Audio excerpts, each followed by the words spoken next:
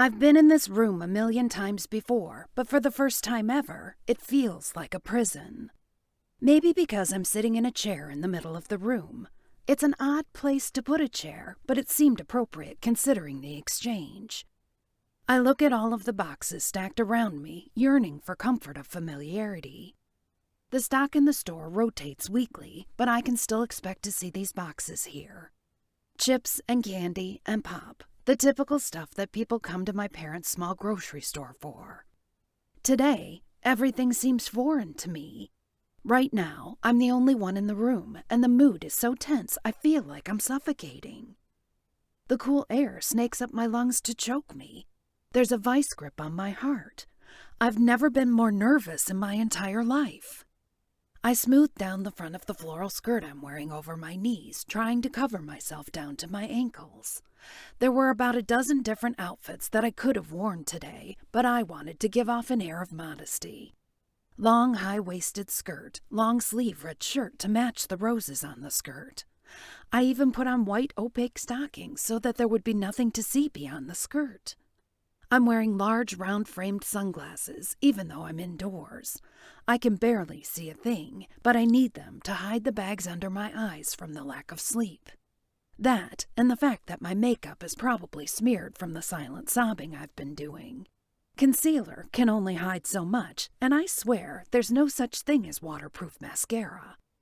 Now that I'm thinking about it, I shouldn't have worn makeup at all. It doesn't really matter, though. It wouldn't make Giovanni Bianchi magically decide not to take me. He's seen me in a full range of clothing, with and without makeup. I should count it as a blessing that he wanted me in the first place. Otherwise, who knows what would have happened to my parents, to their store. I would not want them to lose it. It's their life's work. I remember the story my father used to tell me when I was a child about how hard he and Mom had worked to accomplish their goal of owning their own grocery store. It was a story full of romance and wonder. When I was growing up, I wanted to be a part of that story, so I volunteered to work at the store every free chance I got. The store became just as much a part of me as it was for them. It had evolved from being bricks and tile and windows to becoming a part of our family. If we lost it, we'd all be devastated.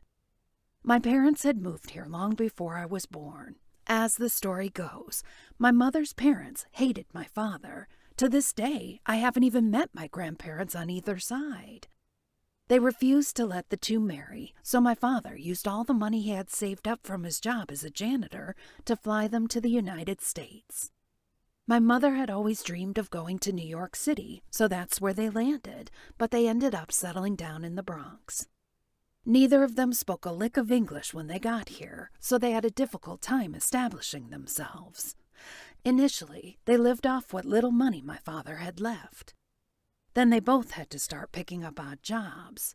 My mother is a wonderful seamstress, so she put those skills to use. My father worked manual labor gigs whenever he found them. He said that after a few years of struggling to make ends meet, it became a running joke that they would one day open up a grocery store so that they'd never have to worry about food again. Eventually, my father found steady work at a gas station, and my mother settled into a tailoring shop. They lived a meager life, sharing a 525-square-foot one-bedroom apartment and pinching every penny they had. It wasn't until 2 years after I was born that they had saved up enough money to turn their joke into a reality. Wanting a better life for us, they decided to go into business for themselves.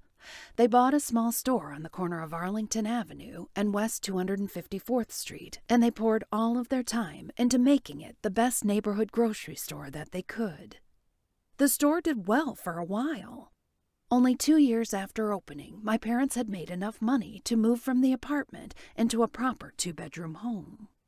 Still, we spent more time at the store than we did at our house.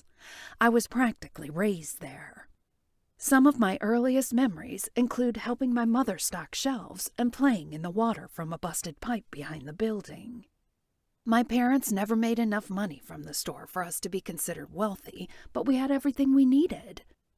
Things were good throughout my childhood, but by the time I hit my teen years, the neighborhood that the store was in started to go downhill.